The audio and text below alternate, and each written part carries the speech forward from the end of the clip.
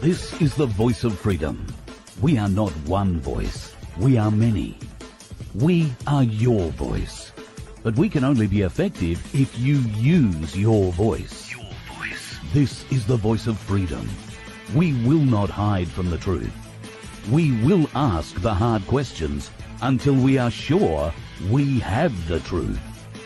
Welcome to the voice of freedom, where your voice will never be silenced.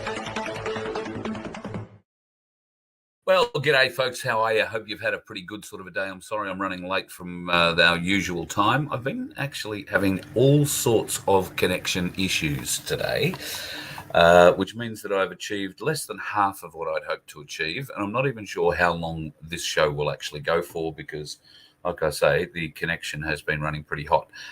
Why, I hear you say, if I'm using Starlink, would the connection be an issue?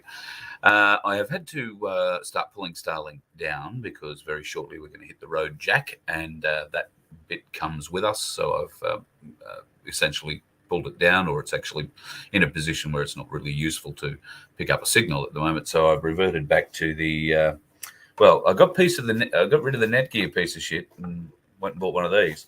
I must say, this was and has been a much better investment when it comes to the Telstra connection at any rate, and that'll come on the road with us as well. But it also means that the bastards can get into us, which isn't much good. Hello, Neville. Black Sheep, mate. Sorry, I've been on phone calls or been away from the phone when you've rung. I will give you a call when I get off the show tonight. I apologise. I haven't even listened to your messages, so I will get on to you. But yes, some interesting stuff and some videos that you pointed me to the other day I've enjoyed watching. Day before yesterday, I think I watched one particularly. We're going to have a very interesting talk one day, folks, about something called the Nephilim. If you are unaware of what the Nephilim are, then it's Old Testament stuff, I think, is probably the easiest way to put that. And there are some very interesting videos available if you want to go and give yourself a little knowledge. Go to YouTube and search out Trey Smith. He has a number of videos on the Nephilim, and God in a Nutshell is worth watching on YouTube. I've actually sat through it twice now, only because I went through about half of it and wound up going to sleep the first time. So I sat through it again and managed to get through the lot. Very, very good. So just check those out. The Nephilim tell interesting stories, and it is a very biblical story. There are stories coming from modern day where particularly American troops, Marines, have come across a woken Nephilim. That was in a cave system in Iraq some years ago, and there is talk that there are 7 of these Nephilim asleep, if you like, at the moment under the world. Now, I know, all sounds a bit weird, wacky, wonderful. The Euphrates River plays a role in this. There is a prophecy about the Euphrates River going dry, which it very nearly is at the moment, and that there are 3 Nephilim buried under the river. They can't escape until it is totally dry. What does this mean for the world? Yeah, who knows? Yes, the Afghan giants. It might have been, thanks, Ginger Lee. Actually, now that you mention Afghan, it might have been in Afghanistan, the one I'm thinking of, not in Iraq. They found a lot of other things in Iraq, including Gilgamesh and his sword, it is rumored. So I've actually seen a video on that too. I'm not sure if Trey Smith wasn't involved with that. Now, look, I haven't seen it, and if I haven't seen it with my own eyes, and if I did, I'd certainly be telling you all about it and hoping you would believe me. But I've only seen what you can see, and make up your own mind. That's probably the easiest bit from there. Now, I did have a whole heap of stuff prepared, but I've gone and opened the show in a wrong page, and I can't bring up all the stuff that I was going to show you because it'll actually end the connection. Dickhead. So we might make it a bit of a question and answer a bit sooner in the night. So if you've got any questions and I can point you in the right direction, I'm not going to tell you that I've got answers. I don't. But there certainly a lot of questions, and I have an opinion. So I'm happy to share an opinion and point you in a direction. If there is a rabbit hole you want to go down, I might be able to help you. Today, I have had an extremely busy day on the phone and a couple of very important phone conversations. Today, I spoke with Spiros for a great length of time. I think we probably chatted for, have to be an hour, maybe longer.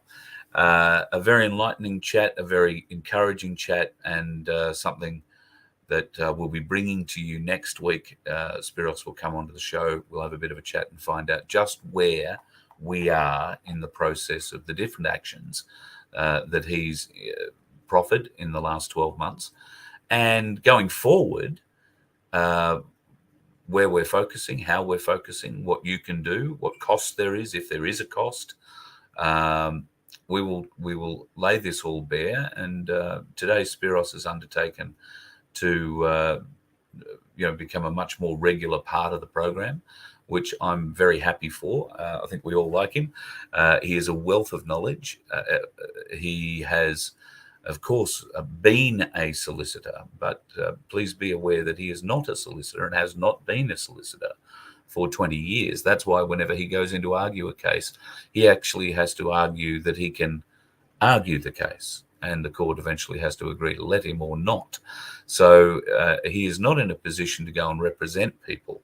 So when you hear about the things that he is doing, he's conducting class action sort of work. He is helping people, not representing them, but helping people with certain other cases. And I'll mention Paul Offey and the Freedom Truck as one of those. Now, Spiros is helping Paul free of charge. He cannot and has been deliberately barred from representing Paul in a court.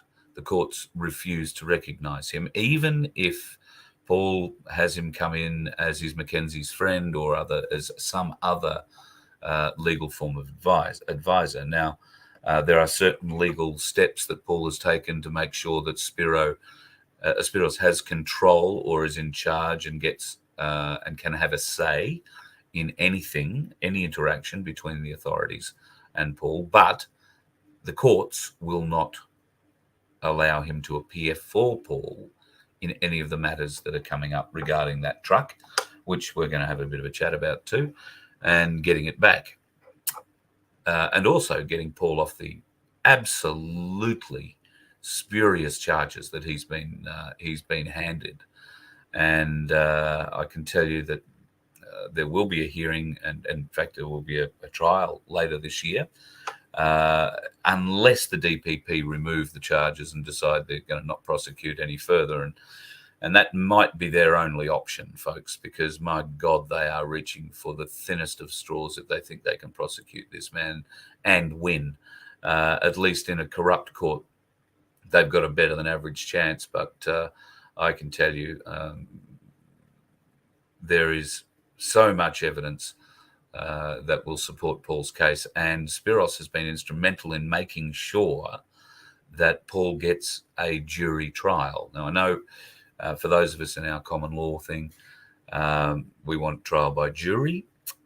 We don't have it at the moment, but the best thing we can get is get Paul in front of 12 jurors, 12 peers, supposedly. That will be 12 Canberra peers, because that will be where the case will be heard. And of course, I don't know about Canberra. I've met some wonderful people in Canberra who are Canberra natives and who don't appear to have ever been sucked into the bureaucracy or the proletariat. And I'm thinking immediately of Cass Smith as one of those people. So I know that there are good people in Canberra, but for the most part, they're all just shiny bums, polishing seats we paid for in buildings we paid for, so they can tell us what we can do with our money or anything else in our life.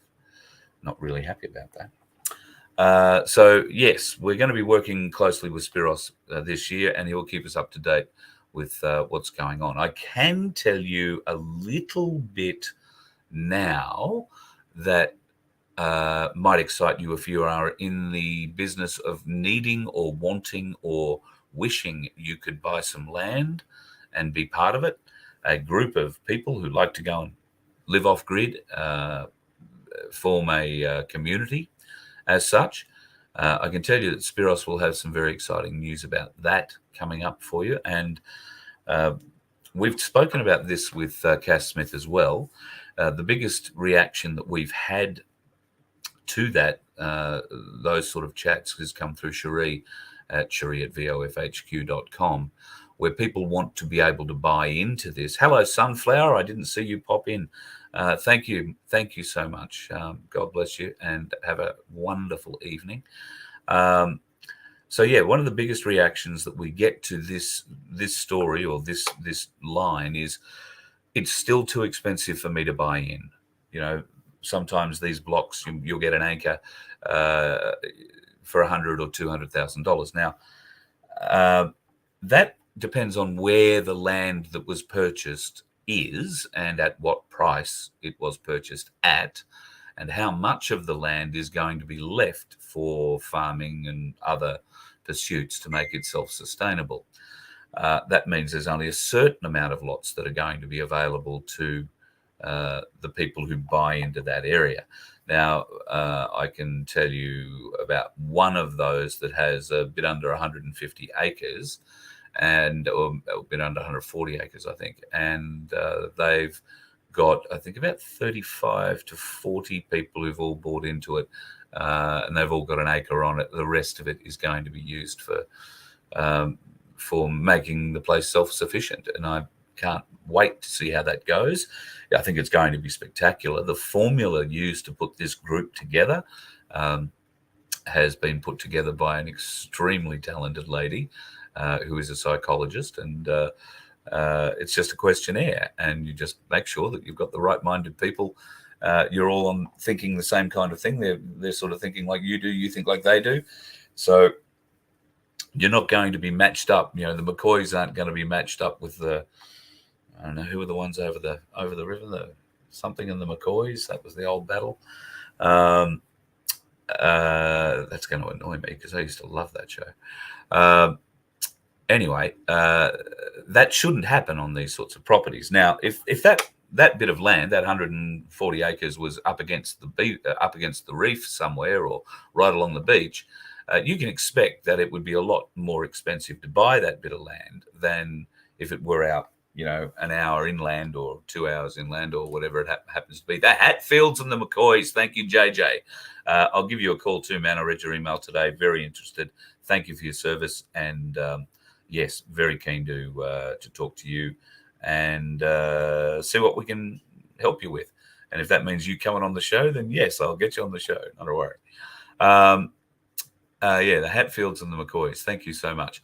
So yeah, there's some really good opportunities coming up, and Spiros will bring us up to date with those.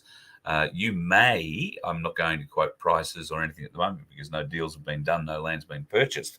But, you know, my goal with the Voice of Freedom is to be able to get people who are very similar to me, who haven't got two brass razoos to rub together, in a position where we might be able to get our acre or half an acre or whatever it turns out to be. Beggars can't be choosers, let's be honest.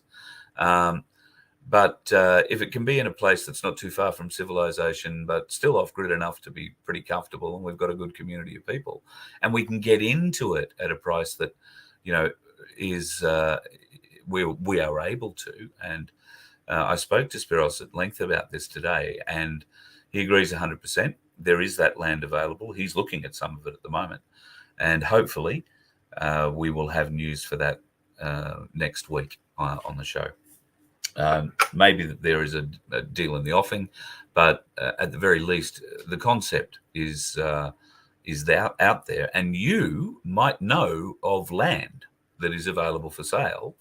Spiros is the man possibly to talk to if you can sell it. Now, there are certain things that they're looking for, as we all do in the land, but you know, that's a conversation to be had with Spiros, or he might let us in on that next week. Chris Starseed, mate, howdy. I have got your messages today. I haven't had the time to pick up the phone and ring you back, so I do apologise. Yes, I'll try and give you a call after the show. So that's two calls I've got to make: Black Sheep and you, and I promise I won't make any more calls after that. Now, what else was I going to talk to you about? There was Spiros, of course. Looking forward to doing more with him. Great reaction last night to Darren Bergwerf's chat. He's such a motivating person, isn't he, folks? Clearly, because today I think we've had at least 2 more My Places pop up and start Facebook pages, get in touch with Darren and start the process. And it's spreading out of Victoria, which is absolutely tremendous. There is Manning. G'day, Vince and the crew in Manning. I believe there is a meeting coming up at the Manning. There's a club in Manning. Might be the RSL. Might be just a service. Anyway, there's a club in Manning. There's a meeting coming up. I don't know if Vince is in the chat. If he is, he'll post up the date. But I'm pretty confident it's, oh, hell, it might even be tonight. So that's great. Have I spoken to Rick lately, Adam? No, I haven't. I spoke to him before Christmas. I've sent an email to him asking for an interview one day next week. He promised me one early in the new year. He basically said the first week of January, but I was crook. I hadn't sent the email until today.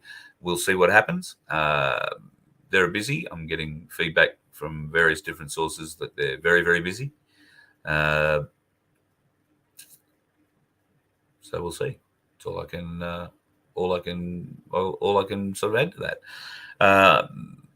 I did try and ring Guru at one point today and didn't get a hold of him.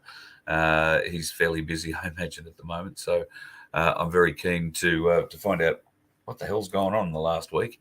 A lot of discussion about what's happening in the freedom movement circles. There is a certain amount of imploding going on. I don't know. I'm not really focused on that, folks. I'm focused on us, on our future. I don't care about the petty little fight. Well, it's not a little fight. The money needs to be found, I suppose, and that should be a police matter. It's not a matter for amateur sleuths or amateur freedom fighters. If they've got something to report, they should take it to police and report it. If there is proof, evidence that they can investigate, I'm sure they will. Otherwise, this is just another distraction, and we need to, get away from it if we can. Yeah, Crunch, you're right. Talking about the windfall tax that is coming into Victoria from July the 1st this year. That's where, if you weren't watching the show last night, I let you know that if you're living in the house that you own and you've paid off over your lifetime, and council decides to rezone your property, and through that rezoning, your property gains $500,000 in value for whatever reason, then they're going to tax you 62.5% on everything over $100,000 valuation above your $1 million valuation. So they will tax $1,100,001 right through to 1.5 million, and that equates to $250,000 of your profit of your house. Now, if you can't pay that tax because of the rezoning, bear in mind you haven't sold your house, they've just rezoned it and then taxed you because, courtesy of their rezoning, your house is now worth $500,000 more, apparently. If you can't afford to pay that to them straight up, they'll offer you a loan for another 30 years to pay it out. I mean, seriously, Victorians. I mean, there's not a big appetite for people who believe that the vote down there was actually not rigged. But seriously, folks, are you going to let this happen? I know there's what can we do about it? Well, we've got to find something to do about it. Maybe Darren Bergwerf has ideas on that. But the place to go to find a solution to a problem like that is a My Place. And if you don't have a My Place, build one. Get one started in your town. Because, as a very smart man once told me, It doesn't matter what question you ask. If you have enough people in the room, someone there will have the answer. I know that sounds a bit weird, but I kind of agree and have used that hypothesis, if you like, on a couple of occasions, and it works. How often have we said share a problem with friends and see what happens? And how often do we brainstorm problems? So we get a whole bunch of people together to try and figure out ways, means, and particularly in the media, if you're doing PR or anti-PR, then, or you're doing damage control PR, then you have those sorts of meetings all the time. So, something to be aware of. I haven't spoken to Darren yet today, Crunch. I do apologise. So the answer to that is no. Yes, Paul. I think you are probably right, my friend. If I were in Victoria, I'd be looking to bail as soon as possible. Sell your house. Watch the market crash. Queensland's full, as I told you, but there are plenty of other places to go in this big, wide, brown land. I'd probably avoid Western Australia. I don't know. The Premier of Western Australia is brother from another mother, I think, for Dan Andrews, as the case goes. So, I'd be concerned about going to Western Australia at the moment. But there are plenty of other places that you can go. I joke about Queensland being full. Everywhere's bloody full. But if you're prepared to rough it a bit, or you're lucky enough to have a stupid amount of money to rent a house, or lucky enough to have an even more stupid amount of money to go and buy a house at a stupid price, all well and good. My advice to you might be hang off, because in Queensland, at any rate, the prices have started to drop. I think that's happening in a number of areas too. I saw that there was a big, not a big lift, but by gold standards, it was a good lift along with silver the other day. We'll be speaking with Cass Smith again next week, and she'll be telling us about the gold and silver markets recently. And if you are in the mood to move your money out of Big Super and into gold and silver, she can help you do that, and her group can certainly help you do that at a very reasonable rate, and it's not something you've got to pay up front. And trust me, it's working for so many people. I am hearing, I get emails, I get phone calls, I get people who stop me at shows to tell me just how well this is working for them, how much safer they feel now that their money is out of Big Super, shaky markets being what they are. You might recall just before Christmas, there was a half plug pulled, if you like, a few days before Christmas, and all the signs were there of a crash worse than the 1931 crash that brought us the Great Depression. A lot of those markers are still there. Nothing's changed. So, bear that in mind. Black Sheep. Yep, buy a yacht, just sail away to a safe place, and they can't charge you rates. I've got to say, that's not such a bad idea. You couldn't do that, though, brother, not unless you're buying a yacht that's got a barge on the back to put your tractor. Because I know you, on that island, you're going to want to take that John Deere tractor. I know. Metas will go through the roof soon. Let's hope so, JJ. For those of us that have already converted, and I have nothing to convert, so let's be straight there. I've got a few coins and not much more than that, but there are many people who've already converted. There are a lot more that I've spoken to over the Christmas break who want to learn more about the process and learn that there is no risk to that process.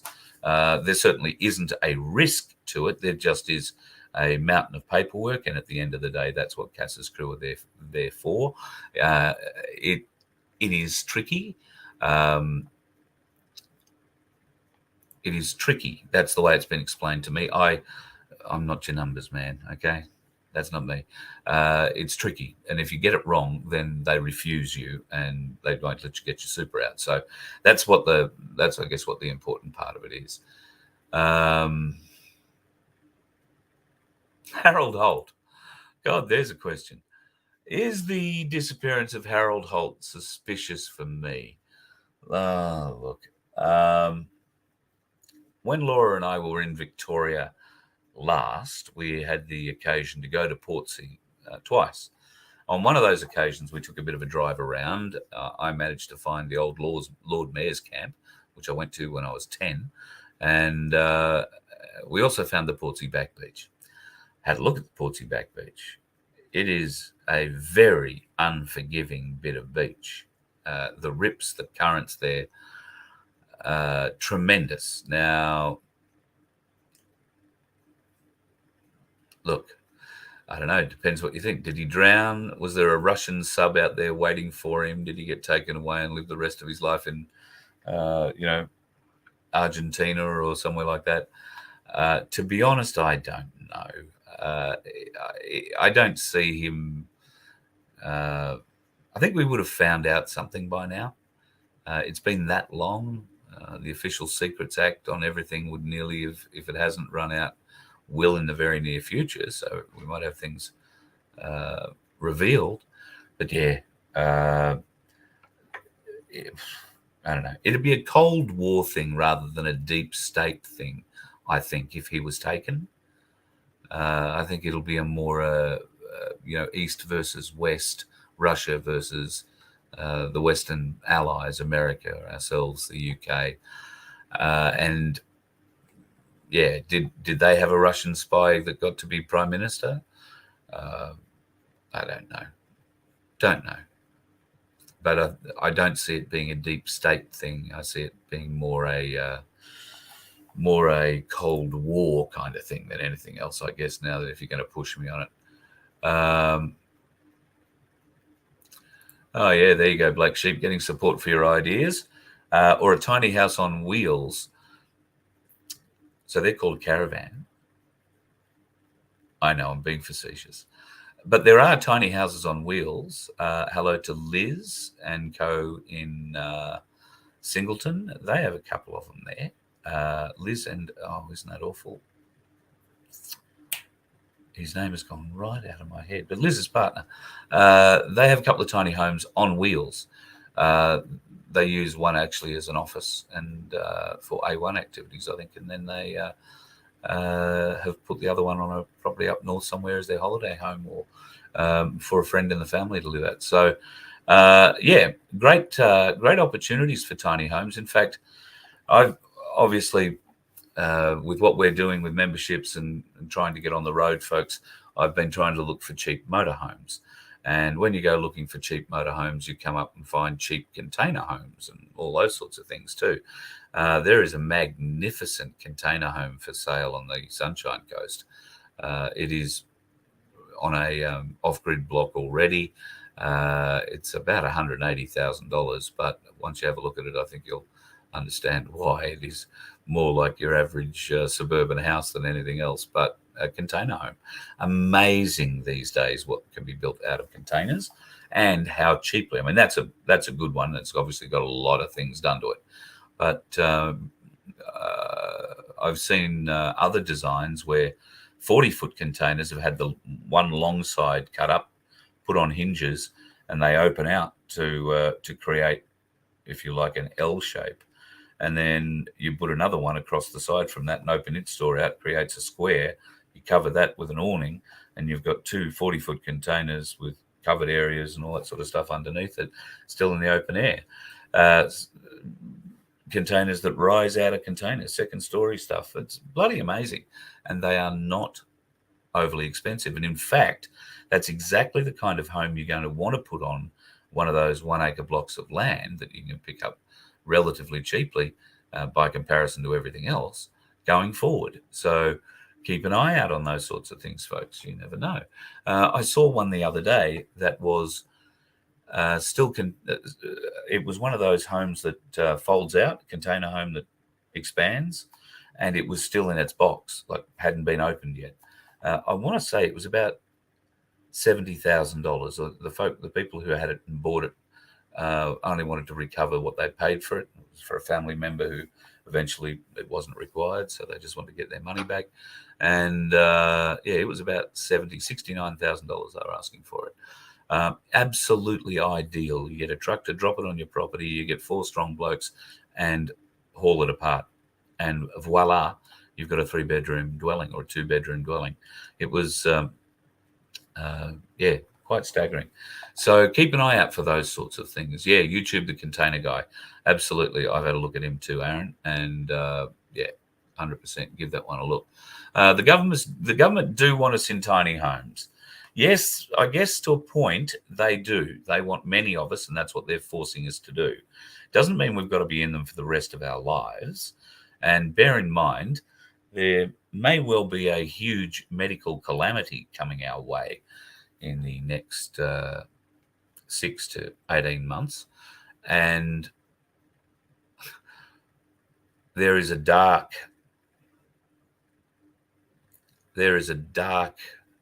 movement, albeit a dark humor movement at the moment, but this dark humor is said tongue-in-cheek with an element of seriousness. And I can understand the positioning is those people who have had nothing and been not allowed to grow, who have, tried with good heart, good intent, and by subversion of their superiors, or people just ripping them off in general, of not being able to succeed in life. They're the people like you who haven't been squirted up the wazoo, and the ones who did all the cheating, they're the ones that live in those high-rise penthouses on the Gold Coast. They're the ones that live in the beautiful big apartments and the big houses in the hills. Very soon, all them and the family that may have inherited them are going to be having some serious problems. A lot of places are going to become vacant. You'll be able to just walk in and take what you want, essentially. Where would you like to move to? That is a very sick, dark way of looking at things, but that is what some people are believing is going to happen in the future. If this medical catastrophe, this planned medical catastrophe that is coming our way, truly does come to fruition, and there is no white hats coming from the sky to save us from it. It's probably a strong way of saying the white hats don't grab that bit out in isolation. But the fact of the matter is, people are dying every day from this. It is an IQ test. It has been an IQ test from day one. Those people still holding their arms out and walking in for jab 4 or 5 are some of the most well-educated people in the country, if you believe they're getting the real shot. So, they're failing the IQ test. They're certainly passing the brainwashing test, but they are definitely failing the IQ test. So pat yourselves on the back, folks. If you've been able to survive this far, you are a hero in a movement that, needs heroes, and we need to pat ourselves on the back more and more for being the heroes in our group. And where do you find those sorts of heroes? You can pat each other on the back. You find them at My Place. And don't think for 1 second that that's an ego-building project. It's not. At My Place, everybody is working for everybody else. We all benefit from the greater good. By working together, the sum of all our toils. I know I'm starting to sound like a communist ruler. I'm just thinking maybe John Wilson's channeling me somewhere.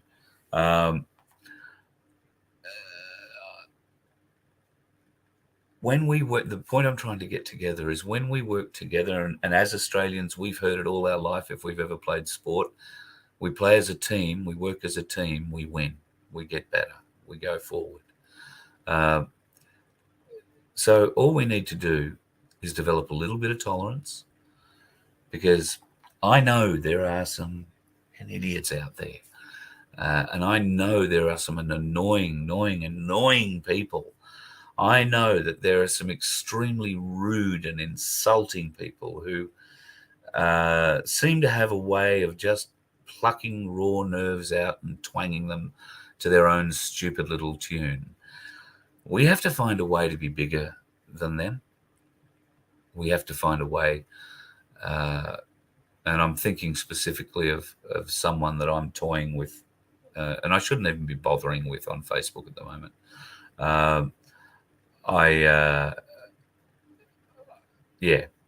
A troll I just shouldn't be bothered with. I get a perverse enjoyment out of it, as I suppose everybody does when they find someone they can pick on. I want to be the bigger person. We need to be the bigger people. Just because there is a brain dead moron criticizing you or asking you to prove things that clearly are available, clearly have been seen if you've got the eyes to see them and the brains to figure out what's going on. But they just refuse. They want to be led. They are the true sheep, if you like, because they are incapable of finding anything out themselves. We are not the sheep, folks. We are all in the same paddock, but we are not sheep. So once again, pat yourselves on the back, get to a my place and pat somebody else on the back, because just for getting this far makes you the hero. Doesn't really matter what you've achieved, what you've lost, what you've gained during this period. Get to a my place, and all you will do is gain the experience, the camaraderie, the love, the understanding that is coming from these my places. And I've been to quite a few of them around the place. And Frankston, obviously, I've spent a fair bit of time. Well, not a fair bit of time compared to the people in Frankston, but we've spent a week there rolling around, living there, feeling how the community are getting involved. Our 3 shows there went really well. We had people traveling from many hours out of Melbourne to come, not to the show as such, but to come to the market, buy their fresh produce, which they could have bought from probably a local market, but they wanted to see what the feeling was like at a My Place market. And now that they've had that feeling once, they keep coming back. There's one lady travels 4.5 hours each way to come to the markets when they're happening at Frankston once a month. That's the kind of feeling that My Place engenders. So please, folks, this year, if you do nothing else for the movement and you want to do something, please help people in your town, in your suburb, in your area, find a space for My Place. We'll come to it. We'll come help you set it up. Start a Facebook page. Check out Darren Bergworth. He will guide you through the process. It's very simple. If you follow what they've done, it's an easy and simple formula. And that way we have a level of consistency through My Place that will make us a truly national network that is able to communicate with each other, is able to help out. Just think, for instance, if we have a My Place network, and I'm just going to draw something out of the air here for a minute, because I know it's happened the last few years, particularly for outback Western Queensland property owners who've needed feed. There have been huge charity feed runs coming up from Victoria, trucks full of hay coming up, dumping hundreds and hundreds and hundreds of bales of hay to starved stock all over outback Queensland and other places. Now, that's a tremendous initiative, an absolutely tremendous initiative. Now, what happens to those trucks when they come all the way to Queensland and have to drive back empty? I know they've done the charity run up and probably the drivers have looked after the fuel on their way back. What about if through the My Place network, we can have them fill up with produce that isn't grown down south in Victoria or New South Wales at certain times of the year? And what about we send that produce to our sister My Places in those states on the back runs of these hay trucks or some other transport ability? There is a fella in Newcastle, and Mark, if you are watching or if anybody knows, I think his last name is Poland. Mark, for some reason or other, your phone number has disappeared out of my phone. I'm coming back your way. We do have to catch up. I need another email from you or something because I can't find you in there either. But Mark is running a little transport group and a little, I believe, fruit and veg sort of thing around Newcastle at the moment. He wants to expand that further north. I know people in the southern parts of Queensland who have farms, meat, that they are more than willing to bring into this My Place mixture, where if you want lamb or you want beef, you can make an order and you'll get it. It'll all be butchered in Queensland and shipped to you, but it'll be part of the network. There are a number of businesses from like I say, from lamb and beef all the way through to I don't know, more mundane things, all the fruits, all the veggies, all the seeds, all the, just think of the network we can help farmers with if they need stuff transported, and we've got, empty backloads of or trucks going in one direction that could be loaded up with something else. All we need to do is cover fuel and maybe a couple of bucks for the guy driving it. But, it's got to be fair. People have to be able to survive on whatever this is going to be. I was having a conversation today with Spiros, as I mentioned. Part of that conversation was about bringing manufacturing back to Australia. Now, I said to a friend of mine the other day, sitting around the table here, I said, do you think we can ever get a car building business back in Australia? And he said, nope, without even thinking about it. Well, why? Now, I understand wages are a thing. So here's what happened with General Motors Holden, and I suppose the same thing happened with Ford. Now, there were people, because I have a friend who was one of them, there were people who were being paid $78,000 a year to work a 4-day week and watch a machine put a nut on a bolt. Now, he rose to that I've never been paid $78,000 a year in my life, right? Not for anything, ever. He got paid $78,000 a year to watch a nut get put on a bolt on a production line, 4 days a week. Do you know what he did on the other 2 days a week that he wanted to work? He drove a forklift. Know how much he got paid for driving a forklift on those 2 days? $1,000 a day.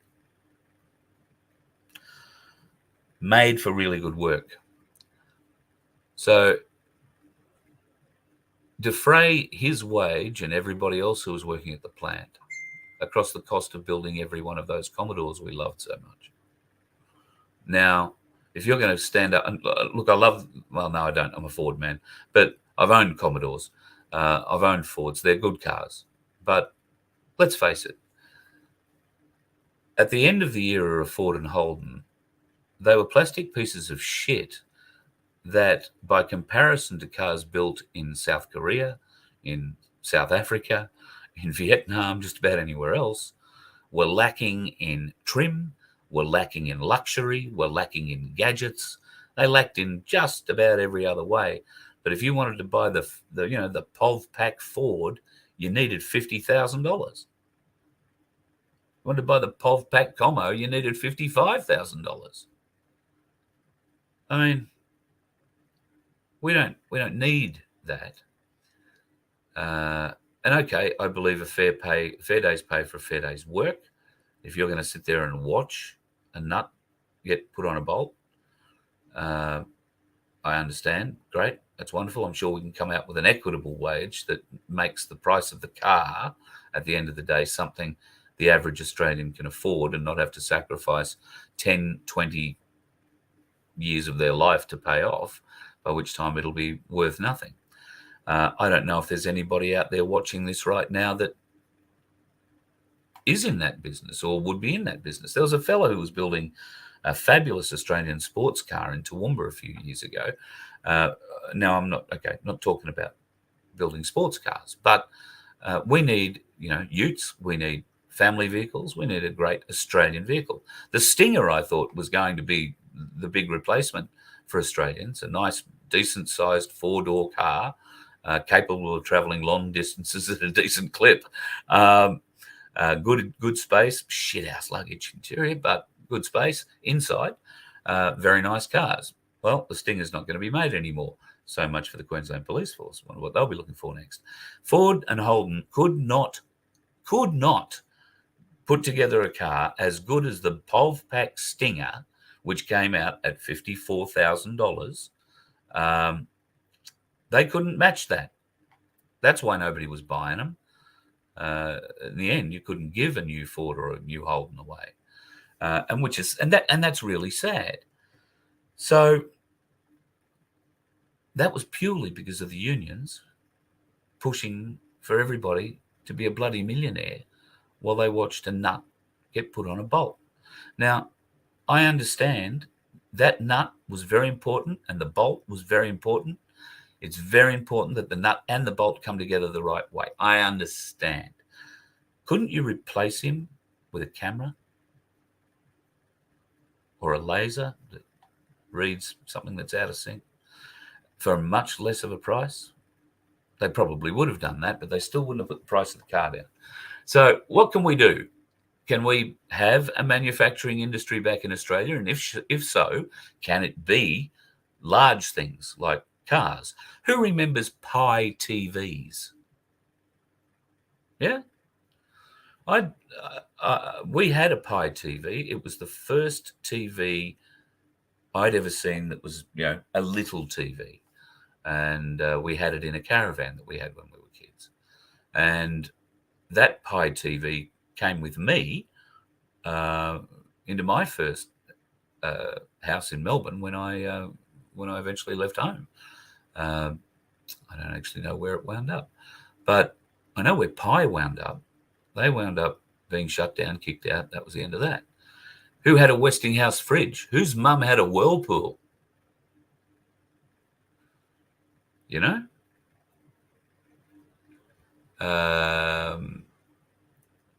just having a look here. Yeah, Pi was built in Australia.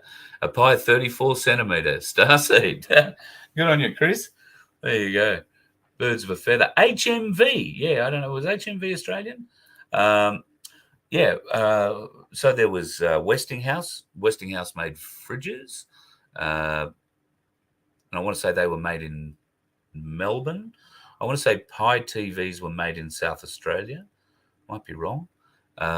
They might have been made in Sydney. AWA, well, they were making radiograms and that sort of stuff.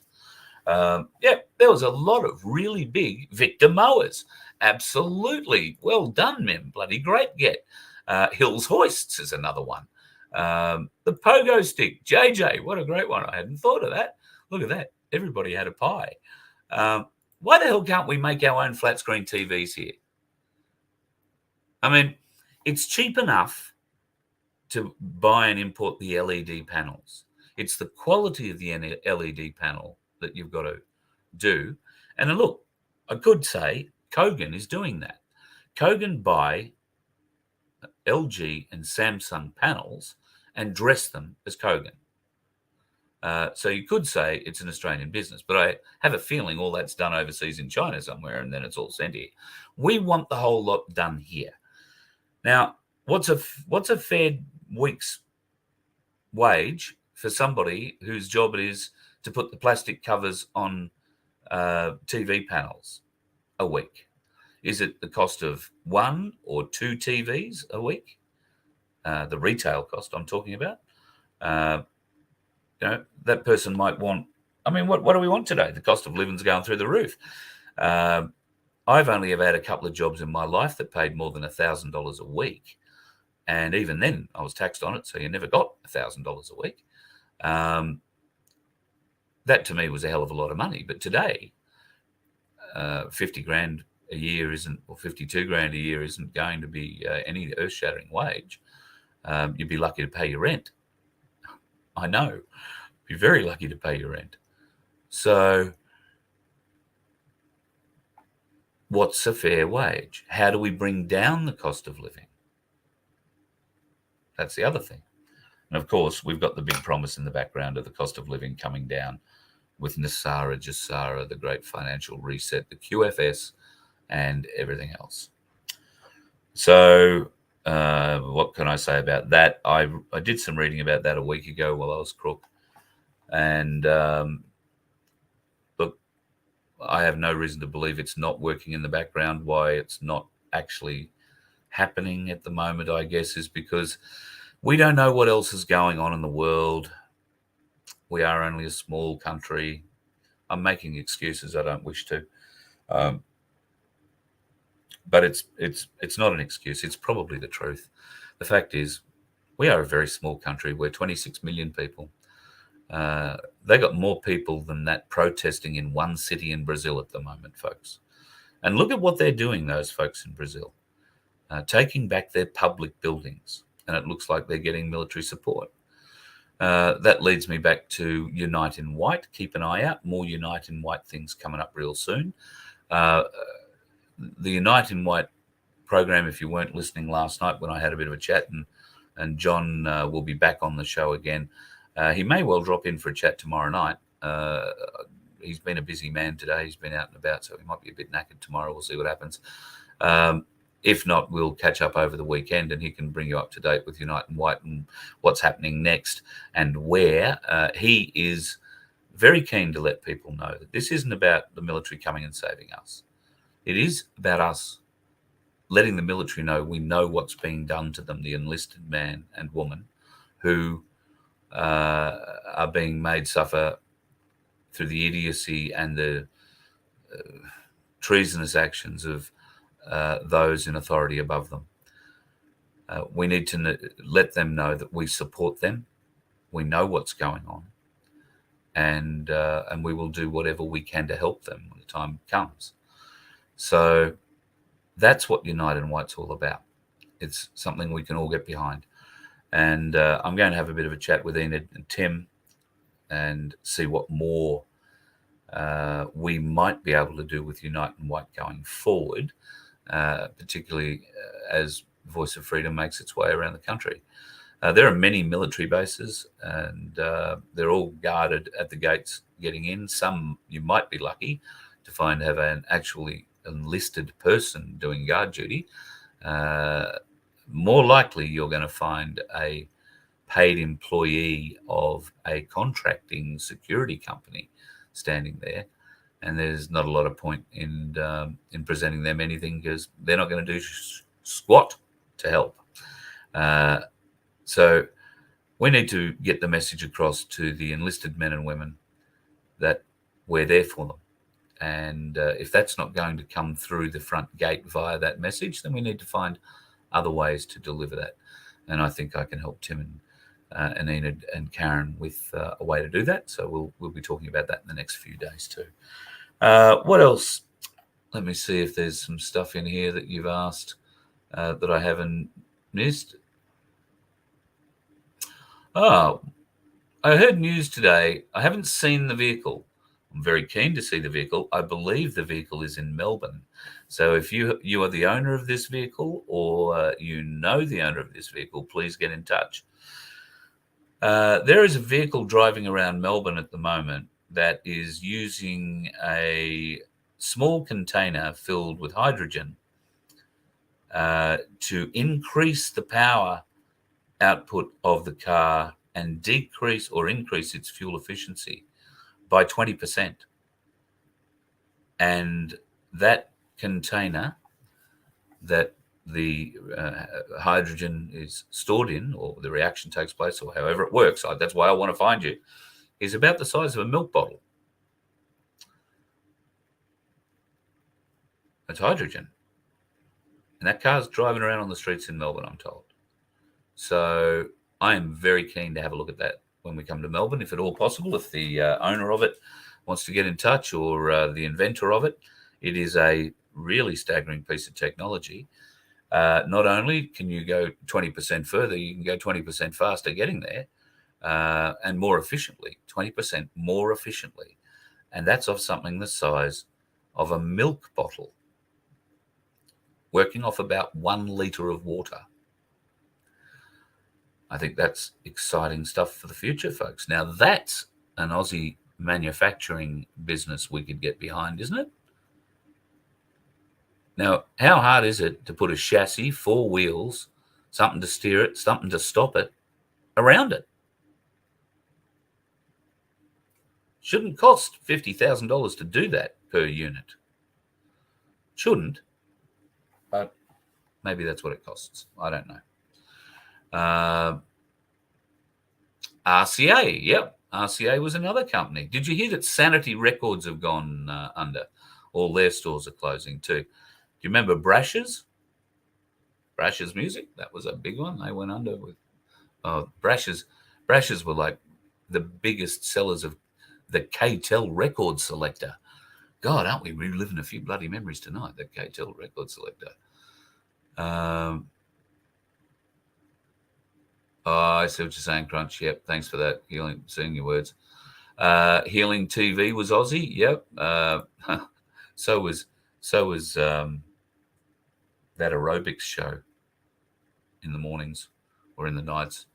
Came out in the 80s. 3 girls, leotards, lots of aerobicizing. I, of course, was a married man, very busy at the time. Never watched it. Just letting you know. The Leyland P76. Good God. I remember living in Rapanyup when Jack Emmett, the local Emmett Motors principal, brought home the first Leyland P76 to sell. He never sold it. He kept it. He did sell, well, a few of them, I think, around the area. The biggest selling point of the Leyland P76, you could put a 44-gallon drum in the back of it and still close the boot. That, my friend, is a huge benefit to a farmer. Had a huge V8 in it, used to steer like a drunken pig on roller skates. Yeah, there were a few issues. I thought Leyland actually, they were built in Australia, but I thought Leyland was a UK company. Malleys made white goods. Sure, they did. Who remembers the Furphy? Now, I think the Furphy is still being made. I know there are plenty of Furphys being told. But, yeah, Furphy, the water carriers, magnificent water carrying, well, I was going to say drums, but they made wagons predominantly with them and were shipped all over the world, sent out in wars and all sorts of things. What's that, Peggy Sue? What are you saying? Ah, is that where the factory was? In Newcastle? Yeah, I knew. I didn't think it was in Victoria. I had a feeling it was in South Australia, but then again, South Australia was mainly cars and everything that supported car manufacturing. So glass for cars, the plastic interiors, seats. When I was going to radio school back in the very early 80s, I worked at an electroplating factory in South Melbourne, and we used to chrome stuff, all sorts of different chroming. Some of the stuff we did was shipped to South Australia for, I'm pretty sure it was Holden. And if you bought a Peter Brock produced Commodore during the very early 80s, there is every chance I did the paperwork on the chrome work that was under the bonnet of that car and all around it, because Brocky's little enterprise was only around the corner from where we were, and we did all this chroming. So, yeah, pretty good. There was a great guy, used to bring it around all the time. He and I, turned out to be good work friends, so to speak, until I let him drive the forklift one day and he put it through the side door of a truck in the wet. Yeah, well, kids will be kids, won't they? So, yeah, we need to be sensible about what we can earn, and obviously that needs to be sensible about what we can pay. But if we are building communities that are, sharing fruit, veg, and meat locally, broader communities, and when possible, interstate, why can't we figure out a way where this would be possible? If there are people who are working in the, let's say, manufacturing the car, and the wage for it isn't $1,000 a week, it's got to be less than that, otherwise nobody will buy the bloody car. How do we supplement those people's wages through a My Place kind of scheme where we help them with their food, we help them with their costs? They can pay their own phone bill and their own whatever, the better part of their rent out of what they make out of their job, and have something left over to save, maybe for a holiday to put towards, or whatever, buy a block of this cheap land coming up. How do we make this happen? So at the moment, I can see, there's 300 or 400 people watching live at the moment. So you're the Brains Trust tonight. How do we make that happen? Can it happen? I think it probably can. We just need to be obviously aware of what all the costs involved in making a vehicle might be, or making a TV, or making a fridge. God, why the hell don't we make our own eskies? Seriously, Australia. The beer drinking bunny jumpers that we are, why are we not making our own eskies? Why do we rely on other countries to make eskies? I mean, we must be able to come up with some of the most, well, we do. We do come up with some of the most creative eskies. I've seen them at Bathurst on race day, or race weekend, but they stem from somebody else. Why can't we make eskies? What about these? I know there are plastic manufacturers here, big molded injection plastic companies. Okay, everything costs money. What can those companies do to help us, the people, get ahead? What can we help those companies get to help them get ahead? How can we help them help us?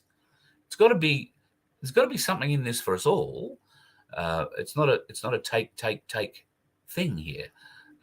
What we're trying to grow is communities that help each other, that don't stop when they hit a brick wall, that think their way around it or over it or under it, make associations that might not be obvious immediately, but once you've made them, may lead to the solution we require. So I'm just throwing that out there tonight, folks. What can we do to make this work? If somebody knows where, pretty sure his name was Mike in Newcastle is, please get him to contact me again. I will catch up with him when I'm down, and we'll be heading through that way a couple of times in the next little while. So we'll definitely try and catch up. I have tried to catch up previously. It's just failed. So I'm very keen to make that happen. I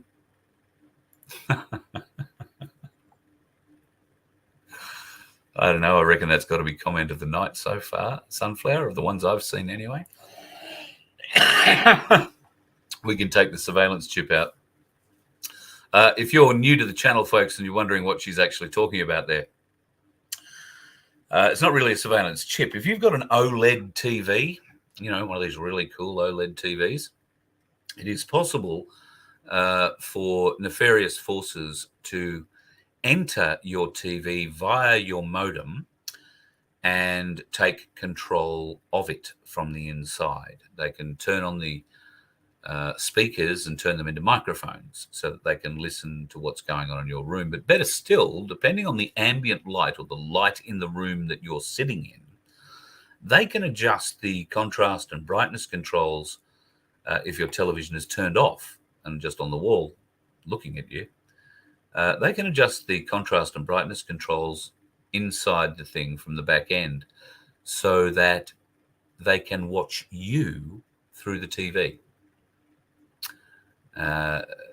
That's definitely a thing with OLED TVs, and I would be pretty confident they can do it with any LED TV, but OLEDs particularly, because they have a much finer detail, brightness and contrast control, I'm led to believe.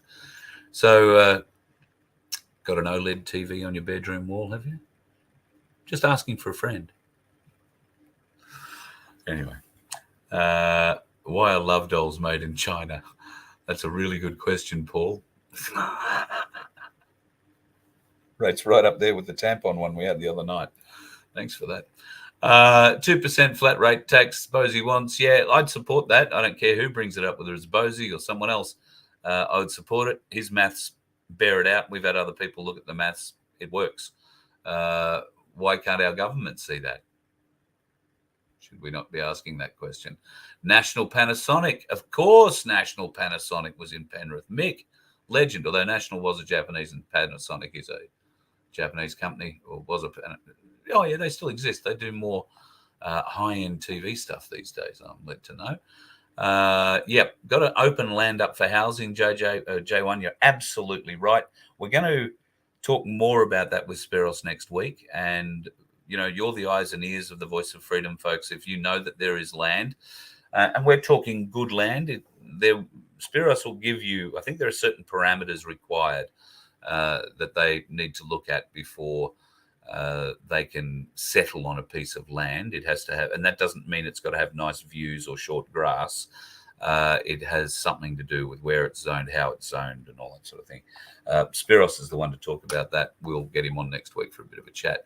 I really look forward to hearing more about that cheaper land, because that's certainly at the end of the world I'm at. And who knows, we could be neighbours one day. I hope you like Pink Floyd. That's all I'm saying. JJ, what have you got to say here? Yeah, that's our biggest issue. That's why electric cars are never going to work here. Never going to work. The hydrogen thing, on the other hand, I like that. I like that a lot. Let's develop that. Let's get some technical types together. Propeller heads. I say that with the greatest of respect, because I like to consider myself one of those in my own field. But I need people who know how to build cars, and particularly 1 litre of water-powered hydrogen support engines, for the want of a better term, that deliver 20% increases across the board in everything, and decreases in the appropriate areas. I think that's bloody wonderful. The Lithgow Arms Factory. Yeah, well, I think the Maribyrnong Arms Factory, I used to have a relative that worked at the Maribyrnong Arms Factory years ago too. Yes, we used to make our own bullets and our own stuff. I'm not sure that we do that anymore.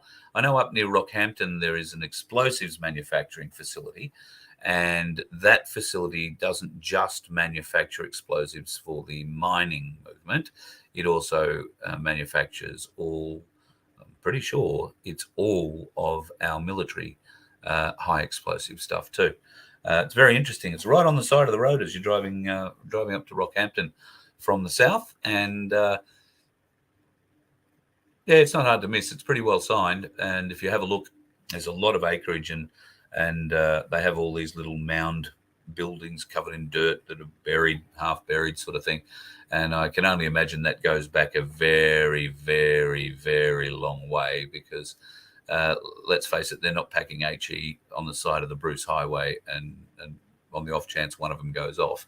So, it's a big area, but very interesting to learn. And there's a port down there too, Port Alma. A lot of explosives are shipped in and out of there too. Very quiet little port, narrow little road to get to from memory. Yes, we were the first crash test dummy. Well, we were the crash test dummies for the vax. You're right about that, JJ.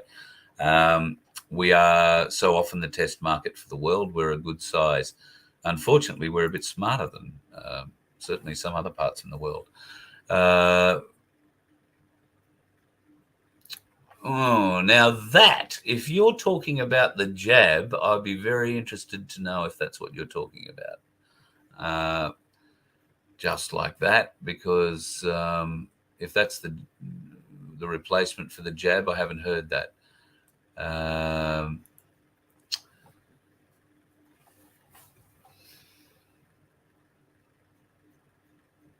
Yes, he did, didn't he?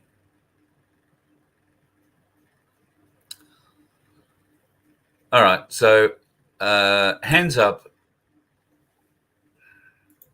Hands up, who believes there is a war going on at the moment that most of the people in the world don't know is going on?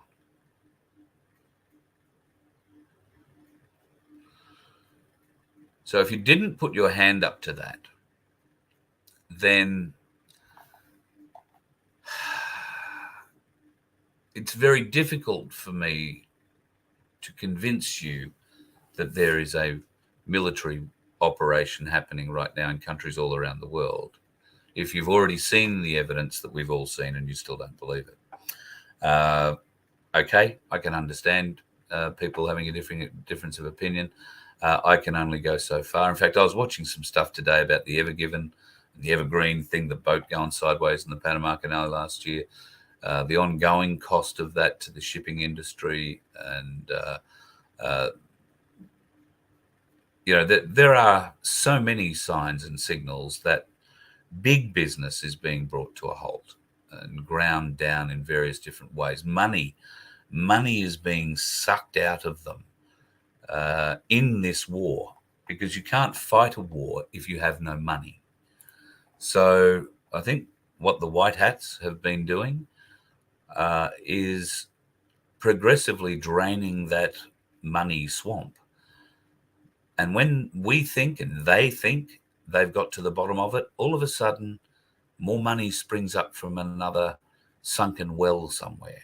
And they've got to go down there, clean out that, and see who's attached to it, because these will be, hidden until now, deep state elements that are, not wanting to throw all their life savings into this effort, but are being told to by those that are still surviving above them because they have nothing left to throw into it. This is a way of bleeding the guys out and identifying the bad guys in all of this. Should it happen faster? 100%. 100%. But when you gauge the level of suffering we're going through versus the level of suffering the 38,000 children a year that go missing in Australia wind up going through, I temper my feelings when I put it into that sort of perspective. We want to get every one of the bastards that does this to our kids and by extension to us. And we are not military strategists. We are not military schooled, it's certainly in my case. Bosie, on the other hand, is. But you've seen him, now talking with, I think, as how does Guru put it? Is it the celebrities of the movement in America that he's now hanging with? Good luck to him. You've seen Ricardo Bosie hanging with the celebrities. Has it benefited us in any way? What's hanging with the celebrities doing for Australians? It might be building up numbers on, your channel or whatever, but what's it doing for us? Personally, I think, and I'm happy to tell him this if he's coming on next week. I think he looks needy. He looks almost weak when he's in those intel briefings that, with the celebrities, because he looks as needy as the rest of them, the rest of us who are looking for intel. It's not like he's getting it from any special place. So that would be my short appraisal of what's going on with that at the moment. I have more questions than I have answers about all of that, but there is a few things playing out at the moment with that whole group that I don't know anything about. I'm not party to. I wasn't party to the original thing. As I said last night, not my circus, not my monkey. I'm quite happy to sit back and watch and see what happens here. Very interested to see who rises to the top. And when these, as John calls them, piss ants, start throwing the mud around, who they're going to throw it at, where it's going to stick, and why.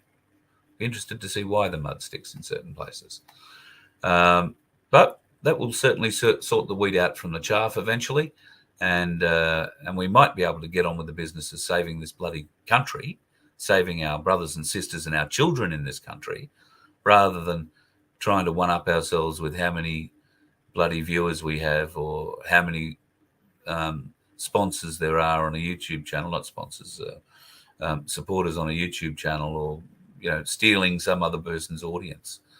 Nothing could be more fucking pathetic in my view. Lost sight of what we're here for. We're here to get change, because the way the world is going, the way that Australia is going, is not the way the people, I believe the majority of people in this country, want it to be. And I believe you're one of those people. If you're not, you probably picked the wrong channel tonight. I'm just having a quick scan just to see if there's some other stuff to be addressed in the chat. Nothing will change until we get rid of the corrupt leaders, you're right. But what are we going to do? We're going to go back to Canberra and have a party and hope that the leaders get up and walk out? That's one tactic. We did that once last year.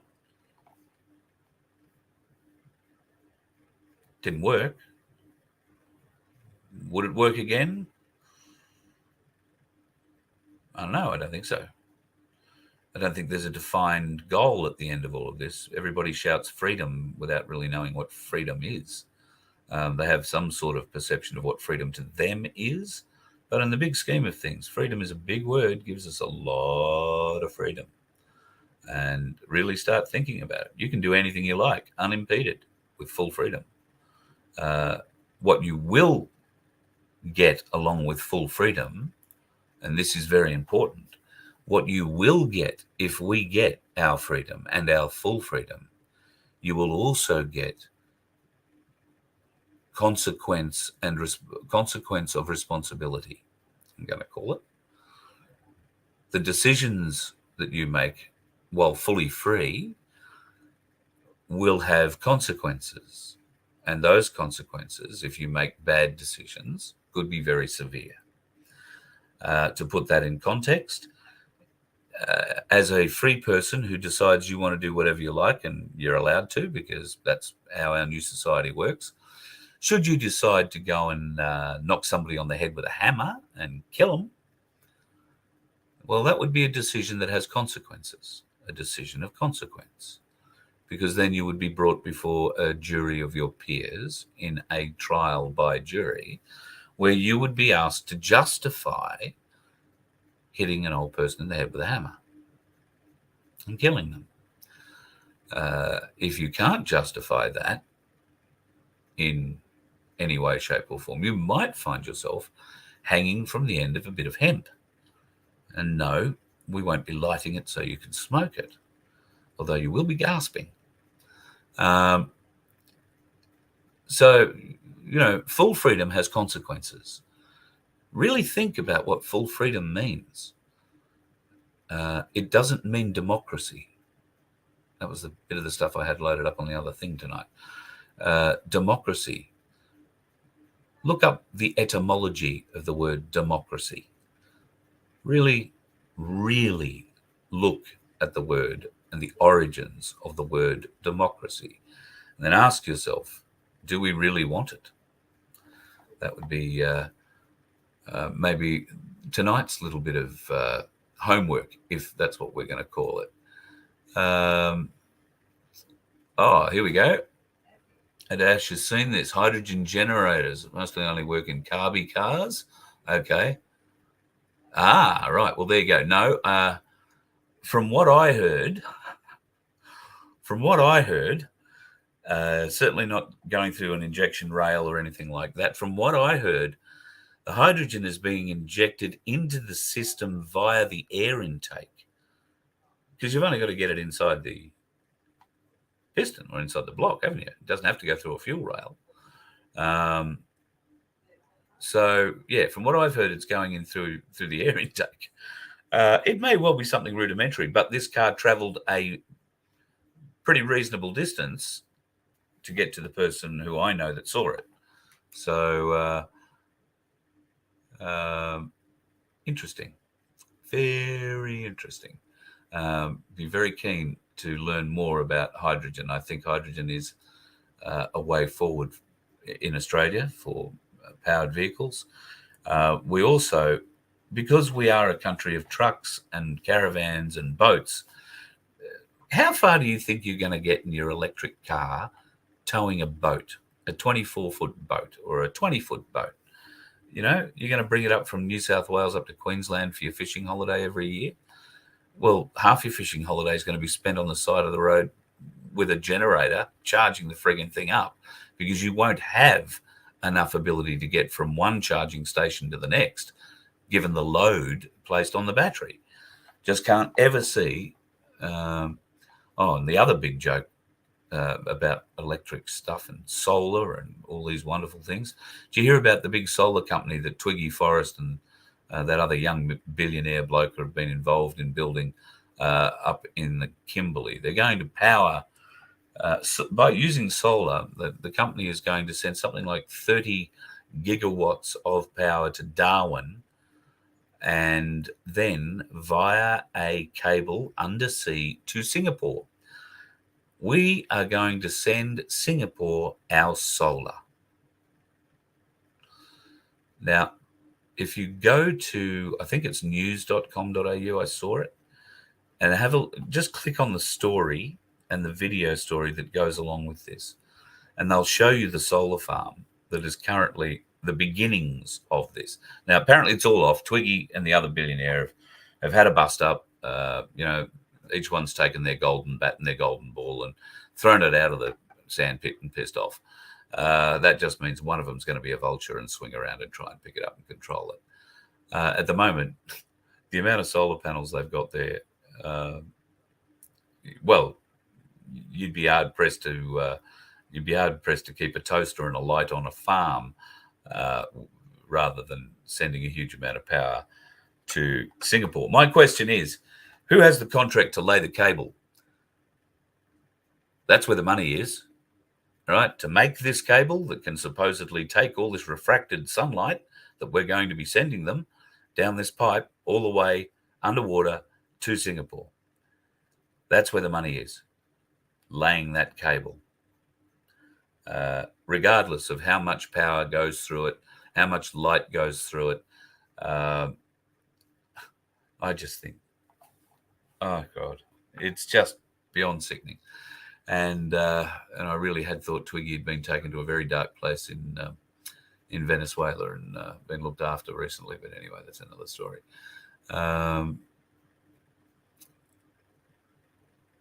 Oh, yes, you're all into black alloy V8s at the moment. Yep, I hear you. Yeah, British Leyland. Thank you, Paul. I thought it was. Yes, the P76 was not a good car, reliability-wise. I think it was built in the UK, came to Australia, and it steered like a pig. The suspension on it was like, being on an unstabilized cruise liner. Very difficult indeed. Did he really? Granddad used to make bronze statues and stuff. Mate, that's very cool. I once had a thought that I would like to make my own furnace. Thought the idea of, don't know if people have seen them on YouTube. There are folks who melt down aluminium and then go and find ants' nests, fire ants' nests, I guess, and that sort of thing. And they pour this molten aluminium down into the ants' nests, and then once it cools, dig the aluminium out. And it is a perfect, beautiful piece of artwork of the ants' nest. Okay, there's a few fricasseed ants in it. Not good if you're wanting to protect the ants, but they were predominantly fire ants. I don't think they do them to good ants. And I thought I'd go and do that. I looked up how to go and make one of these furnaces. I went and got my pennies together and started heading off to Bunnings to buy all the bits and pieces. Got all the bits and pieces. I was even going to put it into a beer keg. And then I got to a series of videos of what happens when they go wrong. And I watched a bloke, and this would be me. This is what turned me off making one of these furnaces, right? The furnace I was looking at had a lid that came over the top that had a hole, yay big. You could have fed a bit of, Coke cans through, that kind of thing, quite easily. And there was a gentleman who was happily feeding those cans into that hole on his furnace. He got distracted. He was using his left hand, which had a welding glove on it. And he got distracted, picked up a can with his right hand, and obviously went to throw it in the hole. And he put his fingers over the hole and lost them all almost instantly. Just burned them off because of the heat coming out through the hole. And the fingers fell into the... Yeah, interesting video. Turned me off building my own furnace. But if you have one of those and you want to go melting down bronze, by all means, go ahead, get into that. I'll come along and watch. I wouldn't mind doing one of those ant nest pours. I have no love of fire ants, but I do not like killing things. So I'll just put that on the record. Although let one or two of them bite me, that'd probably change.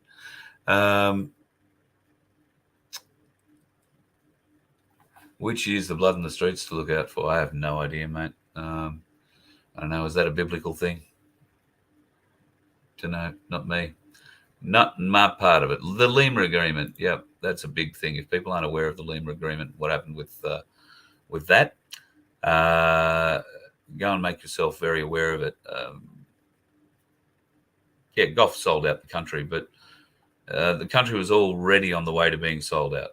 So, Goff made sure that we were certainly going that way. Wages made everything expensive. Offshored our jobs, absolutely right. Yeah, you're right, Nick. The 2% tax plan would allow us to get that manufacturing base up and running again.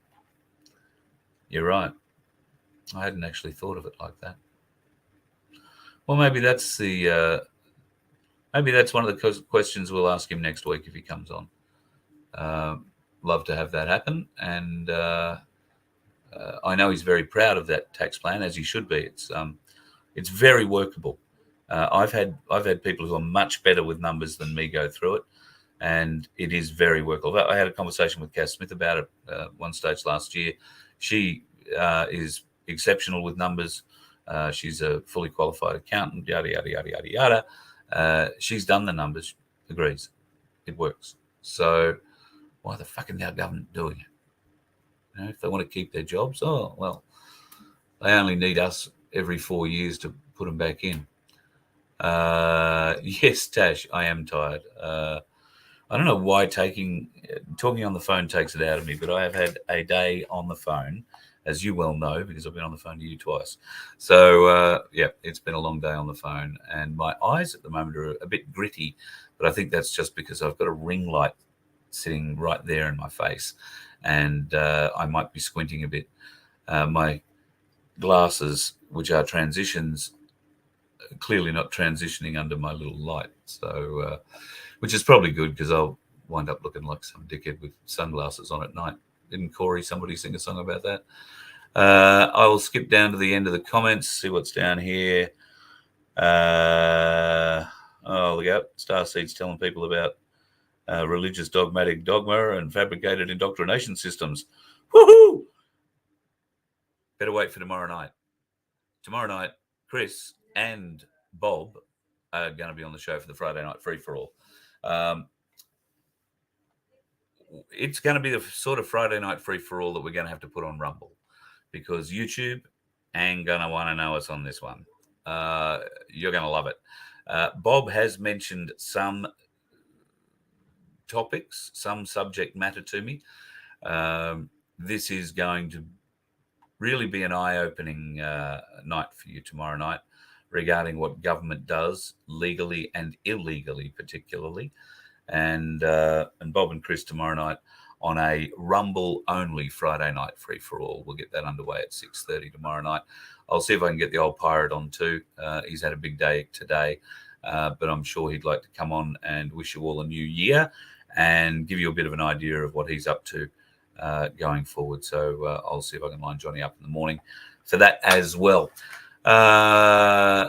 Just having a bit of a look down, Carl, have I heard about the magnetic poles shifting? Yes, I have heard that. I've heard that India is likely to become the new South Pole. I don't know where that puts us. Oh, well, yes, I do. From memory, I've heard that that's going to mean that Australia is going to rotate on its side with Perth at the lower corner. That will mean the entire east coast of Australia, all the way down to South Australia and potentially into Western Australia, will become tropical and subtropical. So I'll say that once again. If you think of the map of Australia and it's being turned left on the axis of Perth, Perth will become almost like Canada, and the northern parts of Australia will become tropical. That's what I've heard. So have I heard it's actually happening? Well, yes, I have heard it's happening. mind you, they tell me that's climate change. It's not the poles shifting, it's climate change. So I don't know. What do you want to believe? Sunflower, thank you. God bless you. Thank you for your support. Thank you to the folks who joined our members last night. Really appreciate you if you were one of those folks who joined up. If you would like to become a member, it's very easy to do. Just go to vofhq.com, go across onto the membership tab and pick which one you'd like to be a member. Our bronze membership start at like $1.25 a week. So all the money that we raise through these memberships goes to fuel and whatever else we need to keep us on the road and doing shows. I'm very shortly about to head off to Canberra. We will be doing shows from the new year. I promise you the day after I get to Canberra. And it just might be a show from the Galactic Larrikin's front yard or garage or spare room. Oh, wait, they don't have one. Yeah, probably just the front yard then. And we'll make it work. But then we're heading back out on the road. Looking forward to coming and seeing Michelle Palmer at up in the Blue Mountains. Now, Michelle, I got a text or an email or something from Michelle today. She is singing in a contest. I'm going to have to get her on the phone and find out more about that. I think the contest is on the 21st of January. It is a talent quest or a rock show of some kind. Go Rock Chick. We're going to find out where that is and promote the hell out of it for you. If it requires votes or people to go along to support you, I'll even be down that, well, I'm not sure where it is, but I'll be down in that general part of the world. And by general, I might be within 500 or 600 kilometers of you. So we might come along and have a look. But yeah, looking forward to that. And I'll bring you up to speed with Michelle's details. In fact, I'll try and get Michelle on tomorrow night early too. Why not? We'll bring her on. She can tell us about her rock chick journey. You've never heard, well, you probably have, but seriously, her voice is spectacular. You remember Barracuda? It is like one of the hardest songs to sing ever. And she just kicks ass. And does Stevie Nicks as good as Stevie Nicks? Just saying. Just saying. Bit of a fan. That's all I'm saying. Bit of a fan. Righto, folks. Could it result in nukes being tested at sea? SR, I don't think there are nukes available to the world anymore. I think the military might think they have them, but I don't think that they are working anymore. I do have some vision, and I'm sure Chris actually, now he'll go and find it. Chris will be able to show you some vision tomorrow night, I'm pretty sure, of a missile launch that is tracked, and they have the images of something flying in, attacking this nuclear missile while it's in flight before it reaches apogee, and firing something into it 3 times, moving around it very quickly, and then flying off before the whole thing just tumbles out of control and disintegrates. Now, if they have let's face it, if the alien argument is going to work, if the watchers are sitting in the moon and making sure that we're not going to blow each other up, if we are an experiment of some kind for some alien race, I don't know, if whatever, it doesn't make any sense for them to let us blow ourselves up, does it? We've seen what damage a nuke can do. There is actually some, well, let me put it this way. The nuclear explosions that people are aware of mostly are the ones that ended World War II in Japan, Nagasaki and Hiroshima. Now, both Nagasaki and Hiroshima today, 70 years after the blast, are thriving metropolises. Shit grows in the ground. People live there without getting radiation sickness. Why do you think that is?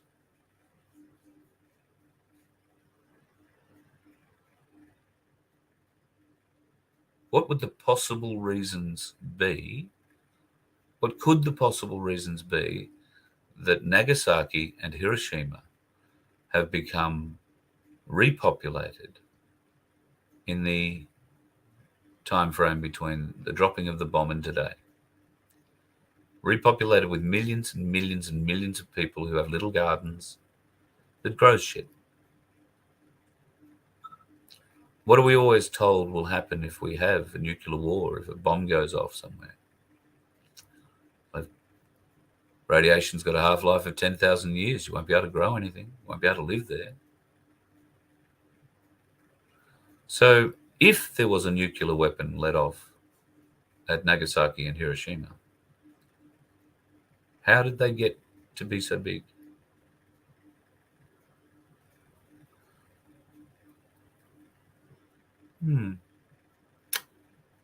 So ask yourself, are nukes really real? Or are they just something we've been told? I'm not saying they don't have very, very serious explosives, but do they have nukes? The evidence would sort of suggest not. Would you be able to tell the difference between a MOAB, mother of all bombs, a fuel-air bomb, and a nuclear bomb? I mean, you might be able to tell the difference if you could see them in their casing, but would you be able to tell the difference in the explosion profile, in the plume? No, you wouldn't. They're the same. If you don't understand how a fuel-air bomb works, then, well, look it up. Think of something that atomizes fuel out in the air and then ignites it. It sucks all the oxygen out of the ground, out of everything, sucks the oxygen out of everything and replaces it with flame eventually. And a very, very, very, very powerful wind that comes with the sucking of the flame, the sucking of the air. And then, of course, there is a detonation because all that fuel mixed with oxygen got to go up somewhere. Could you tell the difference between a fuel air explosion and a nuclear bomb? I don't think you could, not unless you were trained to. And who knows?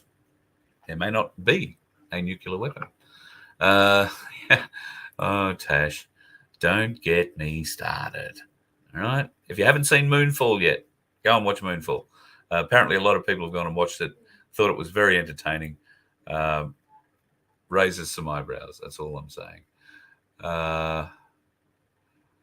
You're all right, SR, mate. We all started out as laymen. We all started out knowing nothing. All we've all done is ask questions. So never feel on this program that there is a question you cannot ask. There is no question too stupid. There is no question that hasn't been asked before, if not of me, of somebody else. And if we can give you an answer that's at least honest, and I'll tell you if I don't know, I'll tell you if I have an opinion, and I'll tell you if I think it's a fact. You make up your own mind. I don't tell you what to believe. That's not what I'm here for. I just enjoy having a bit of a chat, and it seems some of you are pretty happy to come and have a chat too. If you are happy to have a chat, great. Maybe you could help us get us on the road with a membership. VoFHQ.com. That membership thing will work out well. I was talking to our T-shirt guru today, and we've come up with a design for a shirt which I haven't been able to share with a interested party, but I think you're going to like it, and I hope I'll be able to show it to you tomorrow night. It'll just be our mock-up, but I need to get permission before I can show it. So that'll also be coming up in tomorrow night's show. And I think if you're a John Wilson fan, it might be a T-shirt you might like. So that's something to look forward to tomorrow night.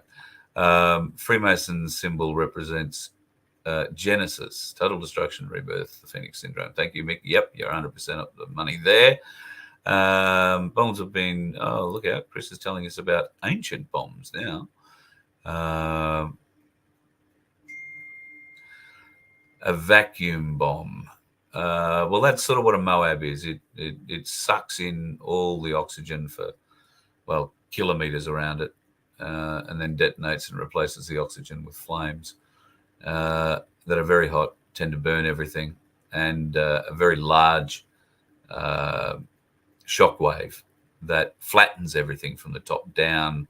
The wind obviously blows outwards. So, yeah, it would look and does look exactly like we would expect a nuclear weapon detonation to look like. Are there really nukes? Who knows? I think Genderlee's on it here. War is in controlled demolition, strategic relocation. It is fake. It's only done when people want to make money. That's how it is. I'm going to love you and leave you, folks. What are we going? Oh, shit, we've been going an hour and 40, and I was worried I didn't have enough to talk about tonight. Isn't it always the way? Be safe, folks. Tonight's going to be, tomorrow night's going to be a good night. Have I got my nights wrong? Is today Wednesday or Thursday? No, good. We're Thursday. Tomorrow night, Friday night, free for all. It's going to be live on Rumble only tomorrow night. So, Rumble and Project Matilda. I had a few issues getting Project Matilda up tonight. For some reason, it wouldn't load, and now I just click onto it now and it's up. So my apologies for those folks who might have been trying to find us on Project Matilda tonight. For some reason I couldn't get the whole web service to load. So tomorrow night, Project Matilda and Rumble live.